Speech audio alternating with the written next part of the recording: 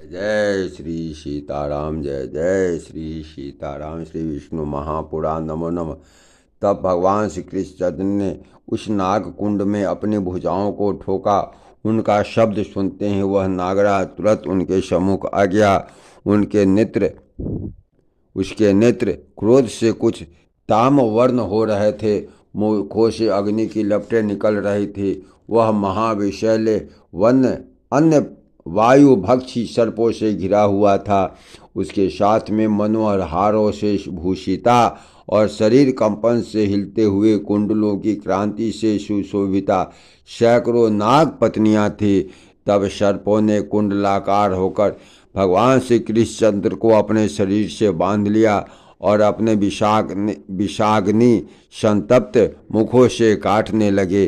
तदंतर गोपगण कृष्णचंद्र को नाग कुंड में गिरा हुआ और सर्पों के फनों से पीड़ित होता देख ब्रज में चले आए और से व्याकुल होकर रोने लगे। गोपगण बोले, आओ आओ, देखो यह कृष्ण कालीदह में डूबकर मूर्छित हो गया है। देखो इसे नागराज खाया जाता है। व्रतपात के समान इन अमंगल वाक्यों को सुनकर गोपगण और यशोदा आदि गोपियां तुरंत ही कालीदह पर दौड़ आई। हाय हाय, वे कृष्ण कहाँ गए? इस प्रकार अत्यंत व्याकुलता पूर्वक रोते हुए गोपियां यशोदा जी के साथ शीघ्रता से गिरती पड़ती चली।